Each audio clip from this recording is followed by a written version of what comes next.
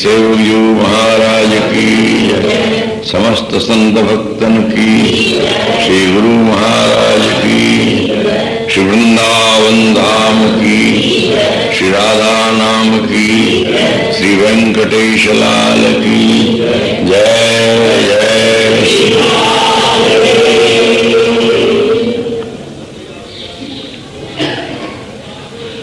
समुपस्थित महानुभाव, महापुरुषों ने श्री वृंदावन की उपासना की ओर निर्देश संकेत करते हुए बारंबार चेतावनी दी है। इस मानव जीवन की कृतार्थता के लिए बार बार तो बनत नहीं, यह संयोग अनूप, मानुस्तन वृंदाविपिन रसिकन संग विविरूप, रसिकन संग विविरूप भजन सर्वोपरियाही, मन दय ध्रुव यह रंग लेहु पल पल अवगाही। जो छिन जात सो फिरत नहीं, करहु उपाय अपार, सकल सयान क्षाण भज दुर्लभ है यह वार। बार नाम अवसर, मौका। मीरा ने कहा, ना जानू कुछ पुण्य प्रगटे मानुष आया अवतार। वृक्ष के जो पात टूटे लगे नहीं पुंडार, दास मीरा लाल गिरधर जीवनाद निचार, नहीं असु जन्म बारंबार। संत तुलसीदास जी ने भी कहा, आकर 4,84,000 जोन भ्रमत है जीव अविनाशी, फिरत सदा माया कर प्रेरा, काल कर्म स्वभाव गुण घेरा, कबहुक करि करुणा नर देही, देत ईश बिन भेद स्नेही, नर्तन भव बारिध कहूं बेरो, सन्मुख मरुत अनुग्रह मेरो, कर्णधार सदगुरु दृढ़ नावा, दुर्लभ साज सुलभ करि पावा, जो न तरह भव सागर नर समाज अस पाए, सो कृत निंदक मंदमति आत्मा हन गति जाए। सकल सयाने एक मत। उस परम वस्तु की प्राप्ति के लिए मानव देह का कितना बड़ा योगदान है, कितना बड़ा महत्व है, जो जितना सूक्ष्म विचारक होगा वह उतनी ही गंभीरता से इसे लेगा। जो क्षण बीत जा रहा है वो पुनः हाथ में नहीं आ रहा है। नदी की धार हम देखते हैं एक सी बह रही है, पर जिस दृष्टि से जिस क्षण आपने जिन जल कणों को देखा है वे कब के आगे बढ़ गए। नित्य नए कण आते हैं, पुराने चलते जा रहे हैं। ठीक इसी तरह से ये मनुष्य क्षणभंगुर देह कहा गया ना। एक अर्वाचीन भक्त ने सावधान किया, क्षणभंगुर जीवन की कलिका कल प्रात को जाने खिली न खिली, इसलिए रट ले हरि नाम हरि रस में, फिर अंत समय में हिली न हिली। विविध प्रकार से ये जो वचन है ये हमको चेतावनी देते हैं। भजन तो प्रत्येक करता है, पर उसी क्षण जीवन की क्षणभंगुरता का भी दर्शन करता चले। नारायण स्वामी ने कहा, 2 बातों को याद रख, जो चाहे कल्याण, नारायण एक मौत को, दूजे श्री भगवान। पहले मौत को याद कर, पश्चात भगवान को याद कर, क्योंकि मृत्यु की स्मृति से संसार से उपरति होगी और तीव्रता आवेगी भगवान के चिंतन में। ये तो बड़े भाग्य की बात है कि हमको श्री वृंदावन धाम का संयोग मिला। ये उपलब्धि ही बहुत बड़ी उपलब्धि है। ये वृंदावन धाम हमको सब कुछ देगा। ये हमको स्थूल रूप से जो प्राप्त है ये अपने सूक्ष्म रूप में भी जो व्यक्ति अपने द्वार पर किसी को पड़े रहने की आज्ञा दे सकता है, वो प्रांगण में भी ले सकता है उसको, और प्रांगण में ले सकता है तो अपने बरामदे की छाया में भी एक दिन सोने का अवसर दे देगा। और दया आ जाए तो जाने क्या क्या करे। ये दया ही तो है जो उसने अपने द्वार पर पड़े रहने को अवसर दिया। कबीरदास जी ने बड़ी पते की बात कही है, द्वार धनी के पर रहो और धका धनी का खाओ, एक दिन धनी निवाजी है जो दर छाड़े न जाओ, उस दरवाजे को छोड़ना मत। एक दिन वो धनी तुम्हारा निर्वाह करेगा, उसके धक्के खाते रहो, उसकी ठोकरें खाते रहो, उसकी गालियां सुनते रहो। हमारे जीवन में जो ये उतार चढ़ाव आते हैं, ये सब यद्यपि कर्मवादी तो कहते हैं कि हमारे कर्मों का प्रतिफल हमको मिला है, लीलावादी कहते हैं ये कुछ नहीं, भगवान की लीला है। खेलने वाला अपने गुड्डे को चाहे औंधे सोलावे, चाहे छाती से लगावे, चाहे तोड़ दे चाहे फोड़ दे, ये तो खिलौने वाले के ऊपर है। श्रीमद् वल्लभाचार्य पाद कहते हैं कि ये लीला विलास है, ना इसमें कोई अज्ञान का फल है ना कर्म का फल है, ये भगवत की लीला है। लीला तत्व कैवल्यम। शंकराचार्य कहते हैं अवश्य में भोक्तव्यम कृतम कर्म शुभाशु। जो हो हमको तो वो देखना है जो हमारे लिए लाभदायक है। बहुत बड़ी वस्तु की उपलब्धि की दिशा में आप चल पड़े। ये श्रीमद् वृंदावन धाम और वृंदावन धाम का विलासी, और विलासी में भी जुगल तत्व में वह परतत्व श्री राधा, राधा सुधा निधि में आगे चल करके अंतिम श्लोकों में 260 के लगभग कहा, क्वासौ राधा निगम पदवी दूरगा कुत्र चासौ कृष्णस्तस्या कुछ कमलयोरंतर एकांतवास क्वाहम तुच्छ परम मदम प्राण्य हो गर्य कर्मा यत्तन्नाम स्फुरति महिमा येष वृंदावनस्य। जो शास्त्रों के गंभीर चिंतक हैं वे अधिक इस बात को समझेंगे। कहते हैं क्वासौ राधा, असौ राधा। जैसे कोई वस्तु सामने हो ना तो उसको असौ पद प्रयोग किया जाता है उसका, क्वासौ राधा। यह जो राधा हमारे सामने, इनका स्वरूप बहुत दूरवर्ती विराजमान है। निगम पदवी दूरगा, वेद की अंतिम प्रतिष्ठा जो ब्रह्म है, सर्वव्यापक ब्रह्म परमात्मा है, उससे भी दूर है।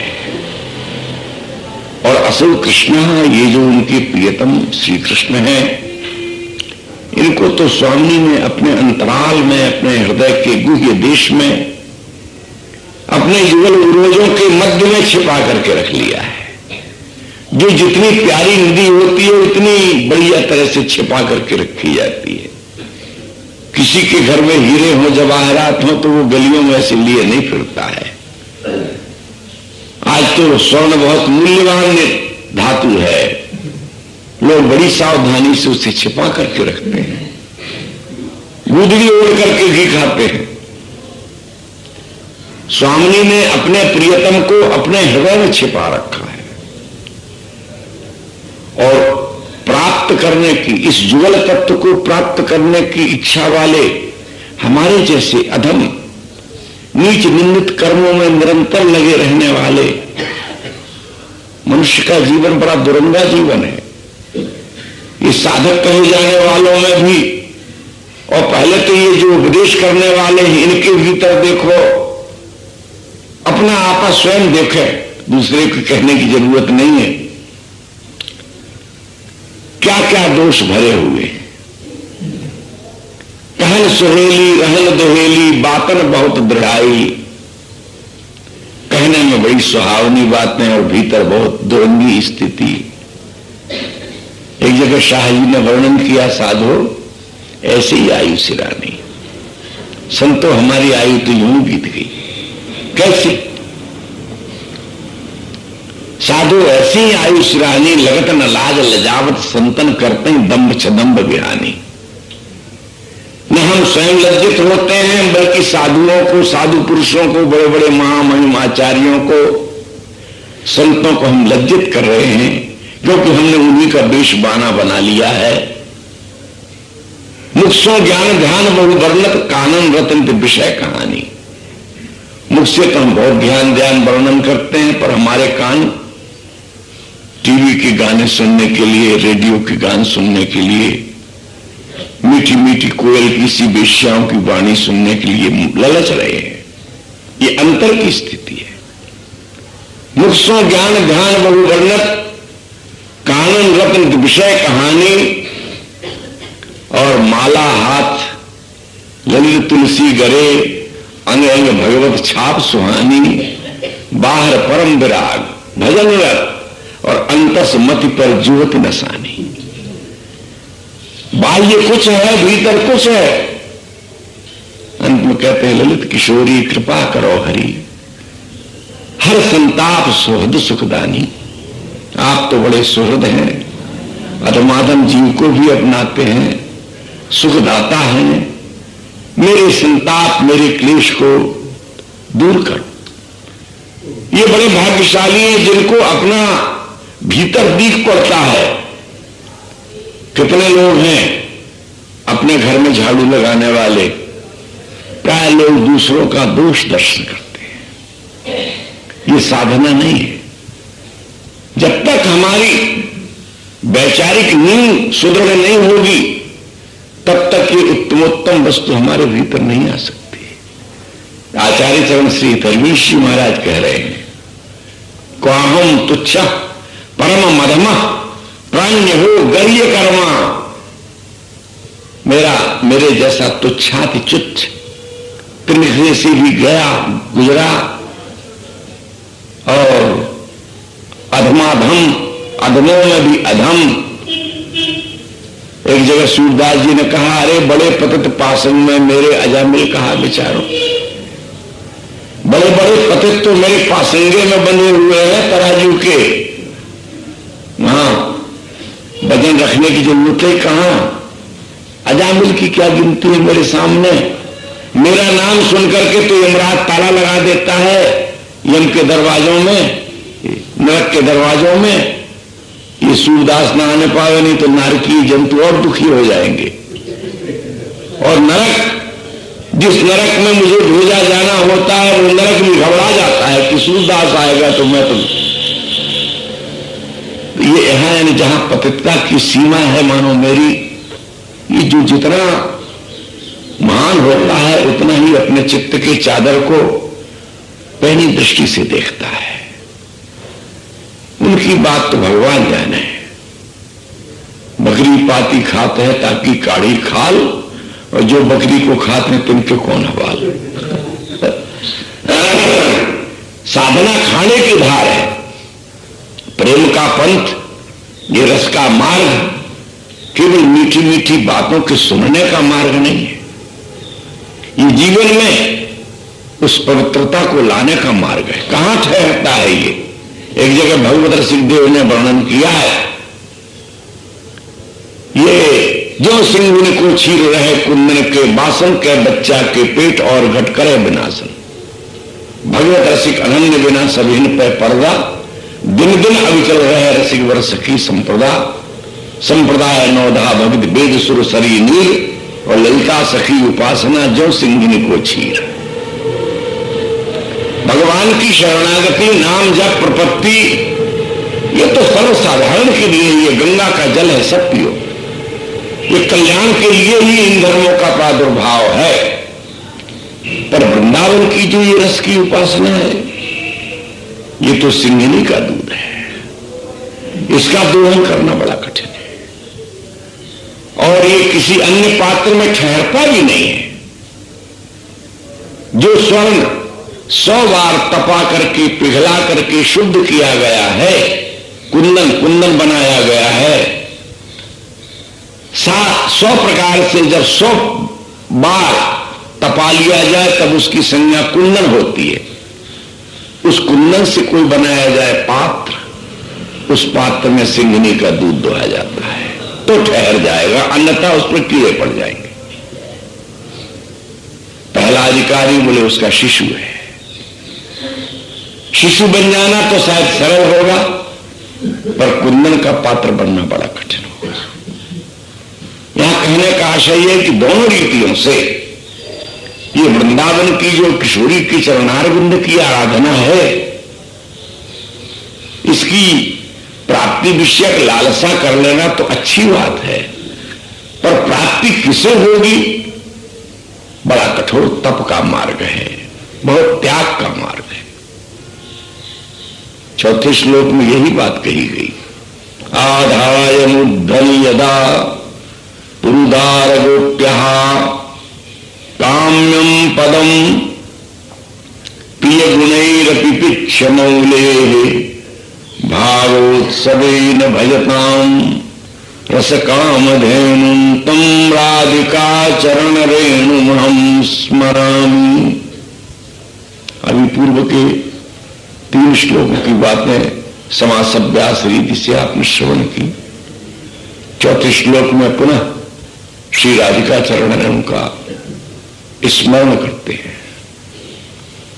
जिस चरण रेणु की महिमा पहले वर्णन की गई, यो ब्रह्म रुद्र शुक नारद भीष्म मुख्य आलक्षितो न सहसा पुरुषस्य तस्य सद्यो वशीकरण चूर्णमनंत शक्तिं तम राधिका चरण रेणुमहं स्मरामि। अनंत शक्ति चूर्णम श्री कृष्ण सद्यो वशीकरण चूर्णम। कौन से श्री कृष्ण? जो ब्रह्मेश्वर आदि सुदुरू हैं, जो ब्रह्म रुद्र शुक नारद भीष्म आदि मुख्य मुख्य प्रमुख प्रमुख महाभागवत जनों के लिए भी रसिक शेखर रूप में अलक्षित हैं। भीष्म को तोत्रवेत्रैक पाणी के रूप में तो सुलभ है, भीष्म साधारण भक्त थोड़े हैं। प्रतिज्ञा की थी भीष्म ने, आज जो हरि न शस्त्र कहाऊं तो लाजो गंगा जननी को शांतन सुत न कहाऊं, चंदन खंड महारथ खंडो कबिद सहद उड़ाऊं, इति न करो शपथ तो हरि की क्षत्रिय गति न पाऊं। पांडव दल सन्मुख है धाऊं, सरिता रुधिर बहाऊं, सूरदास रण विजय सखा को जियत न पीठ दिखाऊं।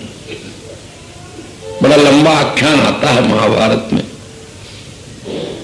युद्ध में प्रतिदिन कौरवों की हार होती चली।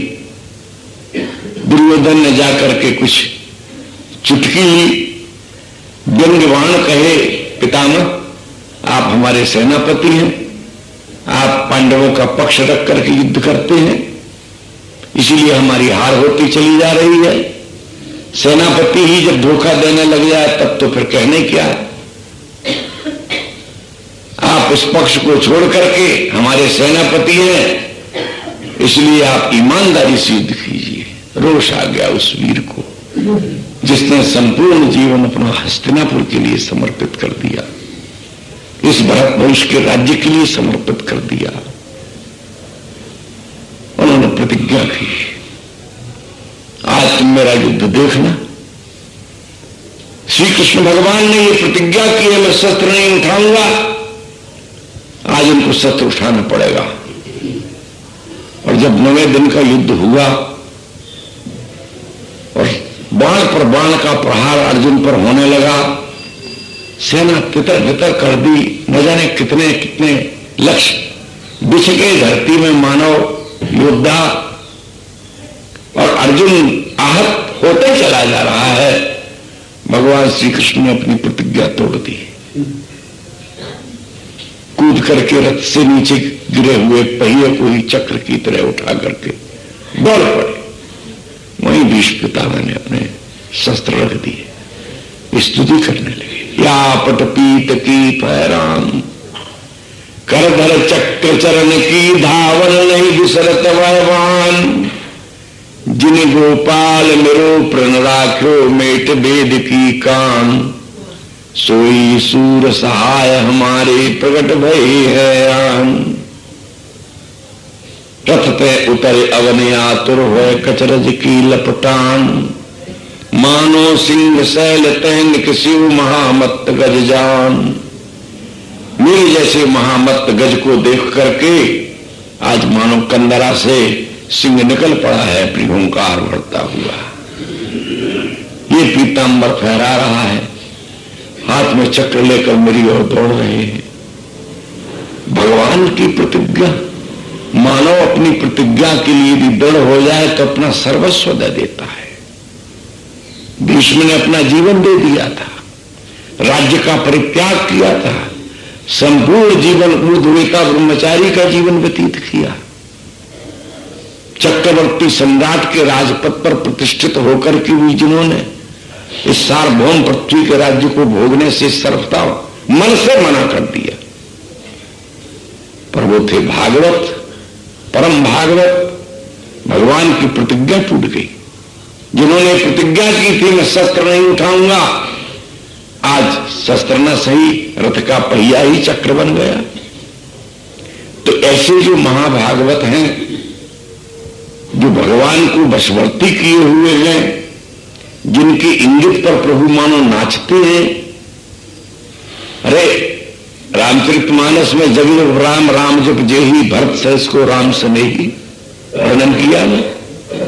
एक दिन युधिष्ठिर किसी कार्य से भगवान श्री कृष्ण के खेमे में पहुंच गए, तंबू में। यही मार्गशीर्ष का महीना, युद्ध हो रहा था। खुले मैदान में तंबू लगे हुए थे, कुरुक्षेत्र का मैदान। देखा क्या, भगवान श्री कृष्ण ध्यान में बैठे। बड़े आश्चर्य पड़े, जिनका ध्यान सब करते हैं वो भी किसी का ध्यान करते हैं। जब ध्यान से व्यक्त हुए, प्रणाम नमस्कार हुआ, कैसे आगमन हुआ? बोले आगमन जिसलिए हुआ है वो तो पीछे बताऊंगा, पहले बताइए आप ध्यान किसका कर रहे थे? सब आपका ध्यान करते हैं, आप किसका ध्यान कर रहे थे? बोले सरसैया पर पड़े हुए भीष्म का ध्यान कर रहा था। भीष्म मेरे प्राण प्रिय है। ऐसी महाभागवत देवी वृंदावन रस में जो प्रिया के साथ में बद्धवायु होकर के अनशन पर बुझ दिए विलोकत की स्थिति में उसके अधिकारी नहीं है। श्री कृष्ण के ऐश्वर्यमय रूप का तो अधिकार उनका पहुंचता है, पर ये एकांत देश, ये रसमय देश जिसमें केवल तत्सुखमयी सहचरी का प्रवेश है, उस देश में न भीष्म का अधिकार बनता है, न रुद्र का बनता है, न ब्रह्मा का बनता है, और न किसी अन्य का बनता है। ये अधिकार किसका बनता है? बोले जो श्री राधा चरण रेणु का आश्रित है। पर चरण रेणु के आश्रित होने में अपने अहंकार को सर्वथैव खोना पड़ता है।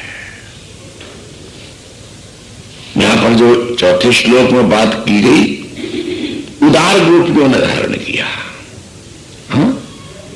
मूर्धनि आधाय मूर्धनि श्री राधिका चरण रेणु अहम स्मरामि। जिस राधिका चरण रेणु का मैं स्मरण करता हूं, जिसे उदार गोपियों ने अपने हृदय में धारण किया, अपने मस्तक पर धारण किया। तो गोपियां दो तरह की हुई, एक अनुदार गोपियां हुई, एक उदार गोपियां हुई। अनुदार कौन हुई?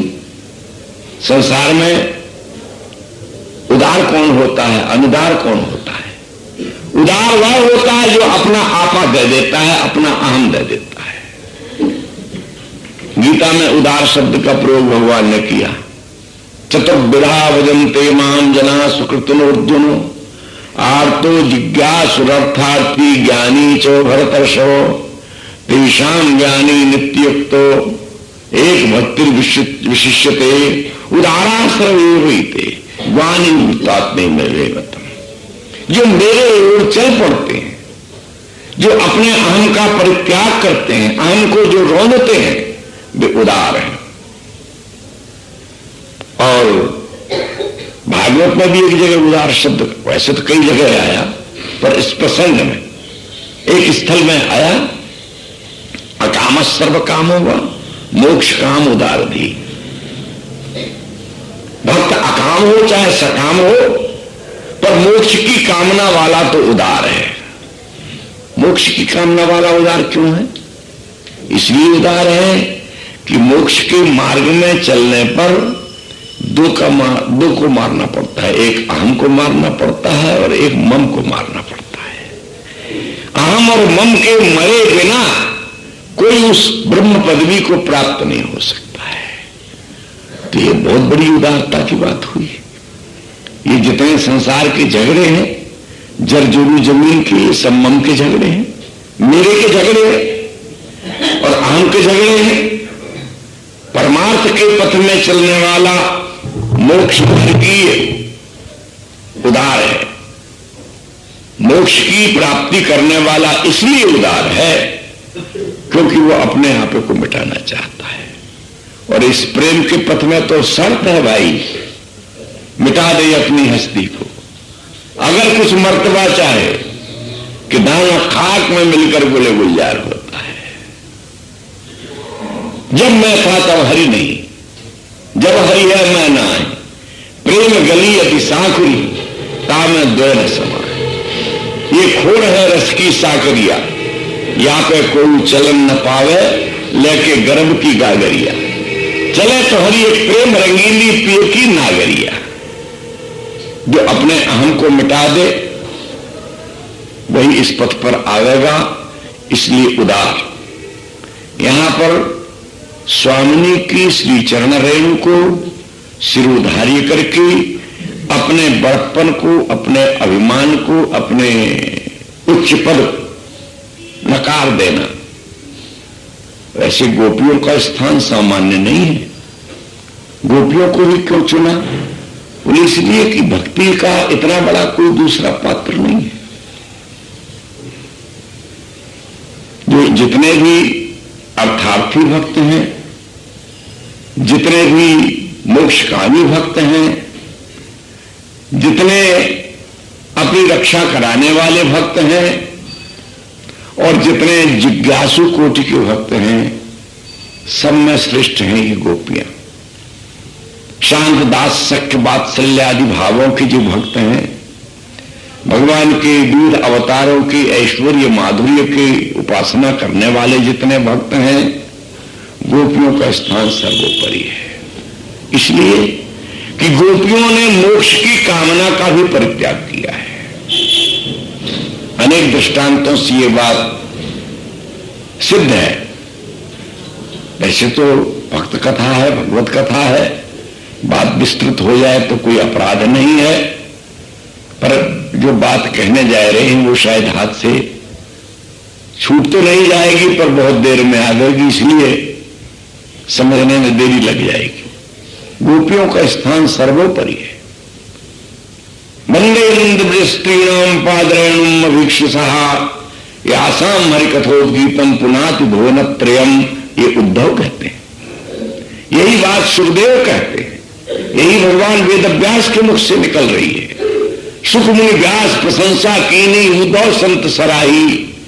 धूल भाग्य गोकुल की बलिता भई पुनीत जगमाई। गोपी प्रेम की ध्वजा जिन गोपाल किए बस अपने उर्धर श्याम भुजा।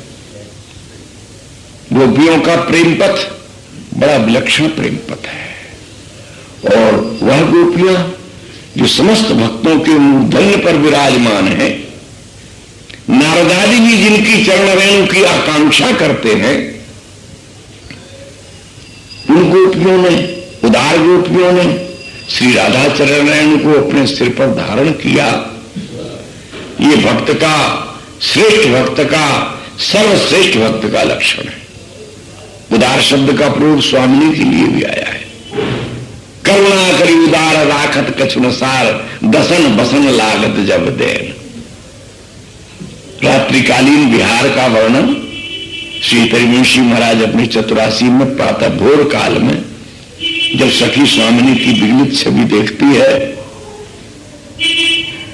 काहे कुदरत भीर कुलटे पीतम चीर बस किए श्याम सिखस्त में गलित रस माल किंकनी जाल जय श्री हित हरिवंश लता कह सैन, उसी में वर्णन आया। करुणा करी उदार राकत कछमसार, दसन बसन लागत जब दे। जब प्रियतम को आप अपना सर्वस्व दान करने लगती हैं तो फिर कुछ शेष नहीं रखती हैं। तो उदारता की चरम सीमा तो स्वामिनी है और लाल भी है, क्योंकि लाल ने भी अपना सर्वस्व दिया है।